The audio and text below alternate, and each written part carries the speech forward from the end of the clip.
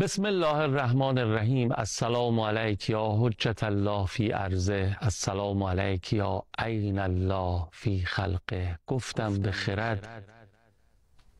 به خرد که چیست راه نجات، در سختی روزگار و هول عرصات. در وادی عقل و عشق گشتی زد و گفت، بر طلعت حق نمای مهدی صلوات. اللهم صل علی محمد و آل محمد و عجل فرجهم. اللهم صل علی محمد و آل محمد و عجل فرجهم. سلام علیکم هم نفسای نازنین، دوست داشتنی و همیشگی یاد خدا، منتظران ظهور آخرین ذخیره خدا مهدی موعود ارواحنا له الفدا. الهی که حالتون خوب باشه، سلامت و تندرست باشین، ایام و دقایق و لحظات به کامتون باشه، عصر و غروب جمعه شما به خیر و نیکی باشه. الهی که خیلی زود چشمانمون روشن بشه به اون جمعه وعده داده شده و رخسار دلارای یوسف زهرا ارواحنا له الفدا ان شاء الله. به برکت کارهای خوبی که انجام میدیم، به برکت زمینه سازی هایی که برای ظهورشون ان شاء الله توفیق رفیقمون بشه انجام بدیم، و به برکت دعاهایی که میخونیم، مثلا دعای عهد که چند هفته هستش محضر استاد کفیل داریم بیشتر آشنا میشیم با فرازهای این دعا. امروز هم ایشان قدم به چشم حقیر گذاشتن. با اجازه شما سلام و خیر مقدم عرض میکنم خدمتشون. آقا سلام علیکم و رحمت الله، خیلی خیلی خوش آمدید، خوشحالیم. سلام علیکم و رحمت الله و برکاته. بسم الله الرحمن الرحیم، الحمد لله رب العالمین و صلی الله علی محمد و آله الطاهرین. علی محمد. خدا رو شکر، الحمدلله رب العالمین. خدا کنه همه گفتگوهامون پیرامون وجود نورانی امام عصر باشه انشاءالله. خدا کنه همه نگاهامون، همه حرکتهامون برنامه‌ریزی برای ظهور امام باشه. ما گاهی غفلت میکنیم که فرج به دست ماست و مهمترین اتفاق عالم رو ما رقم میزنیم و عملا اگر ظهور به دست خداست، خدا سیر عالم رو سیر طبیعی تعریف کرد. علل اسباب. خداوند متعال وقتی میخواد خاتم الانبیا رو بیاره، قبلی 124,000 پیامبر میاد. خداوند متعال قبلی 4 نبی اولوالعزم میاد. یک سیر تو عالم از آدم باید شروع بشه، مدتها بگذره یه پیامبر صاحب شریعت بشه، مدتها بگذره کسی دیگه بیاد. این سیره تا خاتم الانبیا و بعد خدا باید 11 امام رو بیاره تا خاتم الاوصیا و این خاتم الاوصیا در پس پرده غیبت میره و خداوند متعال منتظر عالم مهیای فرج بشه. این انتظار خداست. به تعبیر اول منتظر ظهور امام زمان خود خداست. بعدم خود امامه و خود امام هستن تو. آره. خب حالا که این جوریه، منتظر. بله. حالا که این گونه است، عملا ظهور به دست ماست و یکی از قالب‌های ظهور عهد با امام. ما در گام 4 زندگی مهدوی عهد با حضرت میبندیم و این عهدمون 4 ویژگی داره. ویژگی اولش این که میگیم اللهم انی اجدد، این عهدمو تجدید میکنم. یعنی به تعبیری لحظه‌ای نیستم، مقطعی نیستم. اجدد له فی سبیحة یومی هذا و ما عشت من ایامی. این عهدم دائمی هم هست. یعنی وصف اول عهدمو تجدید میکنم. نکته دوم، صفت دوم عهدم چیه؟ همه زندگیم پیمان با امام. ما گاهی پیمانمون با امام کیه؟ مثلا تو مهدی است، تو حسینی است، تو حرم مثلا. اما یه موقع وقتی میگم و ما عشت من ایامی همه زندگیم، تو پیونده با همسرم هم حد وسط رابطه امام میشه. چرا پیونده با همسرت محکمه؟ چون محب امام. یعنی عملا ما در دعای عهد میگیم تمام زندگیم، تمام حرکات و سکنات زندگیم پیونده با امام باشه. یه گام میایم جلوتر، میگیم عهدن و عقدن و بیعتن. این عهدن باید تبدیل بشه به عقد و این عقد باید تبدیل بشه به بیعت. فرقش چیه؟ عهد یعنی پیمان، من با امام پیمان میبندم. عقد یعنی محکم کردن پیمان. چجوری مثلا دختر و پسری که میخوان با هم ازدواج کنند، اینا اون عقدی که میخوانن محضر میرن محکمش میکنن. ما میگن پیمان تبدیل به عقد بشه، این پیمان محکم بشه. باز امام صادق علیه السلام محکم ترش میکنن. بیعت یعنی من این التزامی که با همسرم بستم، الان با امامم بستم، با این التزام جدا نمیشم. بیعت یعنی رویگردان نشدن. عهدن و عقدن و بیعتن، پیمان بستم، عقد محکمش کردم. بیعت یعنی ملتزمم شدم، عمل میکنم. یه موقع تو محضر امضا میکنه اما عمل نمیکنه، این میگن بیعت نکرد. یه بار دیگه این چند مرتبه رو میفرمایید از ابتدا. ببینید عقد، بیعت. عقد، بیعت. خب عهد یعنی پیمان، عقد یعنی محکم کردن پیمان، بیعت یعنی التزام به پیمان. چگونه؟ مثلا من وقتی بیعت با امام میکنم، یعنی به امام میگم مثلا من برای شما این کار رو انجام میدم، الان جو زده نیستم بگم. دیدید بعضی از مدیران خوب ما مثلا توی استانی میره، یه سفری میره، اون دوست جمعیت رو میبینه، مثلا این کار را من در این استان انجام میدم، یا توی جلسه میشینه، برمیگرده سوار هواپیما میشه، یادش میره. یه مدیر کلی میگفت این وزیر ما هرچی میومد تو استان قول میداد. یه موقع تو وزارتخونه گفتیم آقای وزیر شما میای تو این استان ما قول میدی، تصور استانه که این قول عملی میشه، توقع ایجاد میکنه. گاهی این گونه است، اما گاهی یه مدیری میگه من اینجا قول دادم. طلبی رو میگن یه موقعی از منبر اومد پایین، یکی از این پا منبری‌ها گفت 2 تا گونی برنج پیش ما داریم. بعد بنده خدا خوب روز آخر که داشت میرفت دیگه من خدا حافظی اینا دید، نه اصلا خبری. این بنده خدا گفت ببخشید ما یه روز از منبر اومدیم پایین، شما گفتی 2 تا گونی برنج داریم. گفت خیلی منبرت عالی بود، من جو زده شدم. گفتم دیگه الان اون حسه خوابیده. گاهی آدم مثلا امام زمانی میشه آقا اینجوری میشم، اینجوری میشم، این کارو میکنم، فرض شما رو برنامه ریزی میکنم، زندگی امام زمانی میکنم. بعد آدم یادش میره، تو دعا میگه نه من با امامه. اگه من امام رو بشناسم، ما قولی که میگیم به امام داریم. بعد جالب تری میگیم لا احول عنها ولا ازول عنها، از این بیعت روی گردانم نمیشه. تو قدیرم بیعت کردن، تو قدیر با امیرالمومنین بیعت شد. بله. خب بیعت اینقدر مهمه که مهمترین روز سال روز بیعت. این مهم، عید بیعت. بیعت اینقدر مهمه که هر امامی که به حکومت میخواد برسه این بیعت باید باشه، این قدم باید باشه، بسترساز حاکمیت امام. و ما تو دعای عهد داریم این بیعت رو انجام میدیم تا بسترساز ظهور حضرت بشیم. اگر واقعا ملتزم به این 4 وصف بودیم و اگر انصافاً یه بیعت حقیقی با امام میکردیم، ظهور تعالی رخ داد. یادی فرموشی به نظرم از امام رضا یا امام صادق اگر شما خاطرتون رو تصحیح کنین، که میگن خداوند هیچ پیغمبری رو نفرستاد مگر اینکه روز عید قدیر رو برای او عید قرار داد و او رو از عظمت و شکوه این روز باخبر کرد. خیلی عجیبه.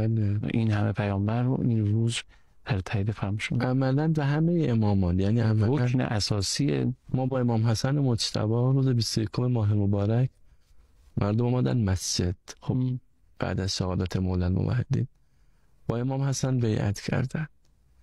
امام حسن فرمودن قبل از بیعت من یه جمله بگم. حالا قبل از بیعت یه صحبتی کردن، امام حسن فرمودن به شرطی بیعت کنید که وقتی گفتم میدان رزم بیاید، گفتم صلح بیاید، همه جا با من باشید. جالبه، گرما سرما همه جا. آره اینا از پای منبر بلند شدن، مادن پیش امام حسین. گفتن این داداشت هنوز امام نشده حرفت جنگ میزنه و بهتر ما با شما بیعت کنیم.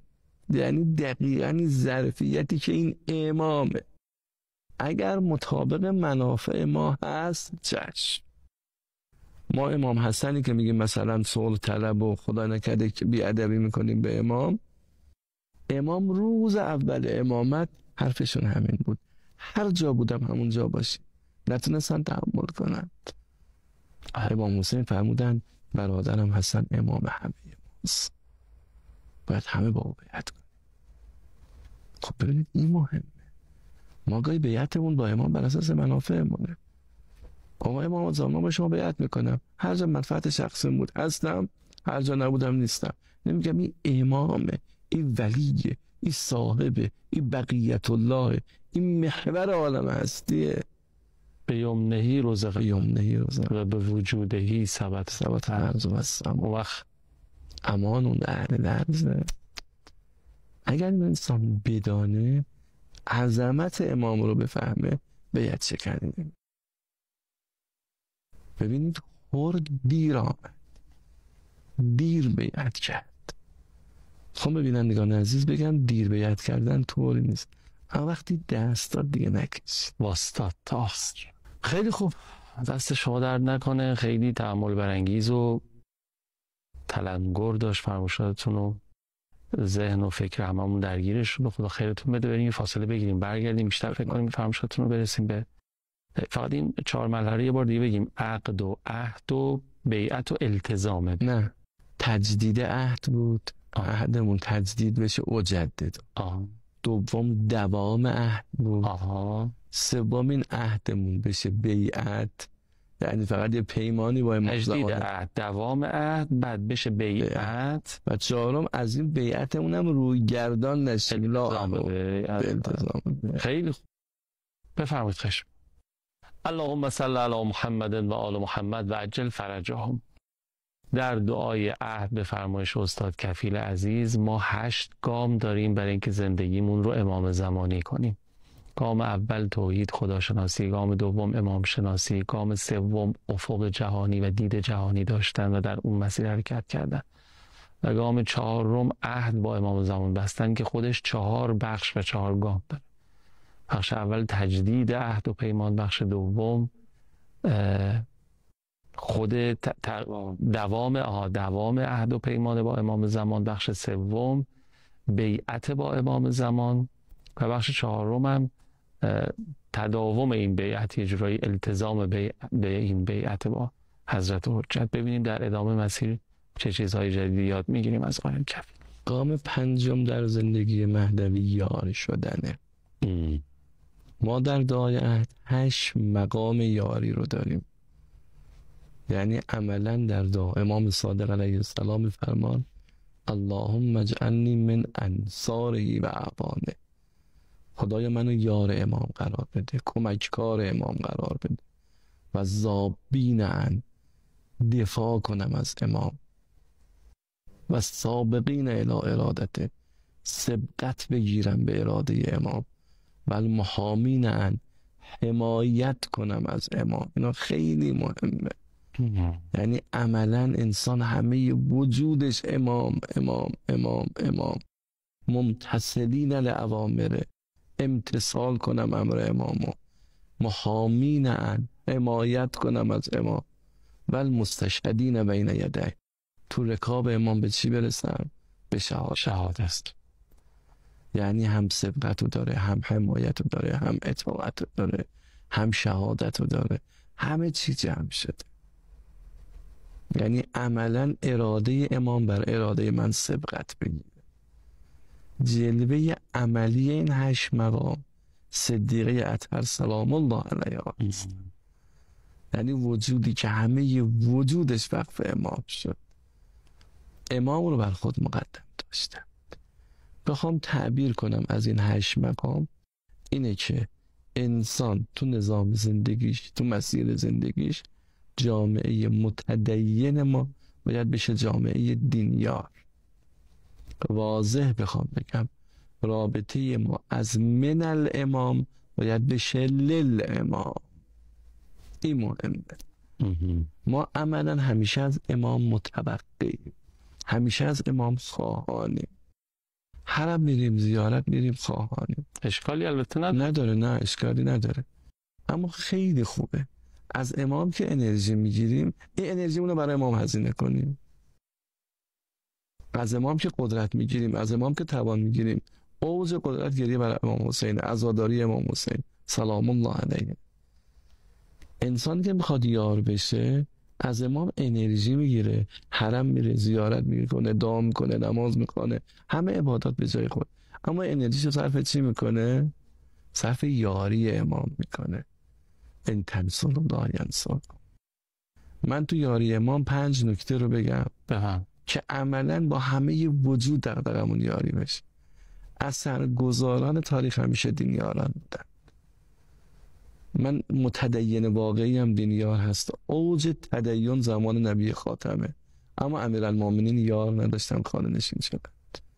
امام صادق یار نداشتن، خانه نشین شدند. اصلا دلیل غیبت، چرا امام غائبن؟ یار نداشت. شرط ظهور، چرا آقا نمیاد؟ یار ندارن. واقعا ما میگیم آقا بیا، مولا بیا، امام یار نداره که نمیاد. واقعا من دریافتم از همه معارف اینه که هر لحظه ای که اون حد نصاب تعداد یاری که لازم هست برای که ایشان ظهور بکنن ما به اون لحظه برسیم، اون ظهور میان. شرط ظهور پر شدن زمین از ظلم و جور نیست. بعضیا فکر میکنن زمین باید پر از ظلم بشه آقا بیا. و در همین راستا تلاش میکنن، هی زور میزنن بیشتر ظلم زیادتر شه، یا بی تفاوت میشن باش. ولی نه، شرط ظهور وجود یارانه، خواستن جامعه است. خب باز شما نگاه میکنید نقش ما در دوران ظهور چیه؟ الان آقا آمدن در دعای افتتاح میخوانید و تجعلنا فیها من الدعاة الی طاعتک و القادة الی سبیلک. آقا بیان ما باید یاری کنیم امام رو، ما باید دعوتگر بشیم و دوران غیبت تمرین یاریه. 5 با فضیلت ترین عمل یاری امامه. پیامبر یه موقعی به مولا الموحدین فرمودن سلام الله علیه ما، فرمودن علی جان کسی که قل هو الله بخواند 1 بار ثلث قرآن، 2 بار 2 ثلث قرآن، 3 بار ختم قرآن. بعد فرمودن علی جان کسی که تو را دوست بدارد ثلث عمل عباد براش نوشته میشه. با زبان تو رو یاری کند 2 ثلث، با دست و زبان تمام عمل عباد براش نوشته میشه. چقدر خوبه یاریه. انسان یار همنشین امام میشه. خب پس نگاه کنیم ما اگر در دعای عهد یاری رو طلب میکنیم، این 8 مقام رو طلب میکنیم، 5 محوری که اشاره کردم، همه بحث امامت به یاری برمیگرده. ما عملا تو نظام زندگیمون باید اینو تعریف کنیم که من میخواهم یار امام بشم. چه کنم؟ 3 راهکار بگم ولی که یار بشم، هیچ خودگرا نباشم. داشتم منم به همین فکر کردم، دوباره باید کردیم به اون عقب تر. این معنی باید هست. اون آفریقا که فرمودیم، این که فرمودیم، این معنی باید هست بشه. آدم دیندار تو دینداری کیف میکنه، نماز لذت داره، عبادت، آرامشه، اما دینیاری حرج داره، دینیاری سیلو داره، دینیاری توهین داره. حضرت امام یک طلبه فاضل توانمنده. سال 1323 نیمه اردیبهشت نامه می نویسه، 42 سال است، دین رو میخواد یاری کنه، سرگرم مباحث علمی و درسی و فقهی و اصولی و فلسفیش هست، اما میگه برای یاری دین باید نامه بنویسه. قل انما اعظکم بواحد تقوموا لله. باید بیسته برای امامی که ایستاده. قل انما اعظکم بواحد. یعنی ببینید آدم دینیار یک خودگرا نیست. الان من کار کردم چی گیره من میاد؟ اگه دانشگاه میره بره، دکترا میخواد بگیره بگیره، اما میگن برای چی داری دکترا میشی، دکترا میگیری؟ میگه احساس میکنم خدمت بیشتری میتونم به دین بکنم. خب با همین نیت آقای طلبه، آقای عزیز، برای چی طلبه شدی؟ برای چی میخوای عالم بشی؟ خدمت به دین. برای چی سر این کار میری؟ بریم سر کار. ببینید هیچ کدوم از اینا اشکال نداره، درس خوندنش، همه اقداماتی که انجام میدیم، اما خودگرا نباشیم. دوم آدم دینیار مطابق اکثریت حرکت نمیکنه. جو جامعه دینداریه. یعنی چه؟ یعنی مسجدی میاد نماز میگه من 40 سال صف اول وایسادم، خدا رو شکر. من 20 سال سه رو مسجد نماز میخونم، واقعا خدا رو شکر.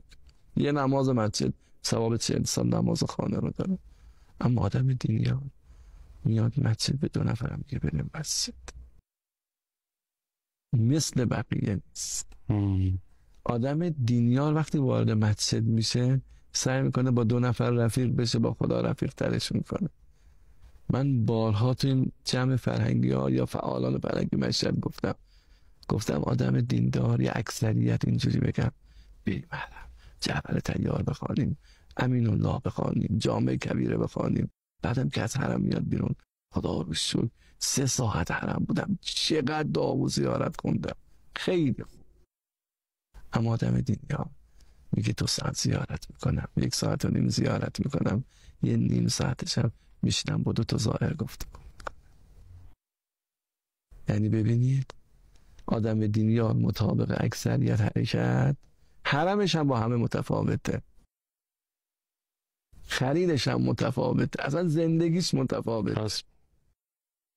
و سومین ویژگی که آدم دینیار داره، برای یاری دین کسب انرژی میکنه، به تعبیری دیندار میشه. پیامبر خاتم میخواد عالم رحمتا للعالمین باشه، قم اللیل الا قلیلا. آدمی که میخواد به جامعه انرژی بده باید از خدا بیشتر انرژی بگیره. انشاءالله که توی مسیر قرار بگیریم به دعای شما، رهنمودهای شما، به نگاه پرمهر امامزاده موسی مبرقع و 40 اختران عزیز، همه امامان و امامزادگانمون. و خیلی استفاده کردیم، خدا خیرتون بده. من یه جمله بگم و بعد از این جمله با شما خداحافظی بکنم. 162 شماره عطومی سازمان و پل‌های ارتباطی که توی برنامه براتون زیر نوشته شده استفاده بکنید، ما احساس تنهایی نکنیم. خدا خیرتون بده. عرض میکنم که ما همانطور که در غیبت مقصریم، در ظهور مؤثریم. التماس دعا. یا حق. خداحافظ.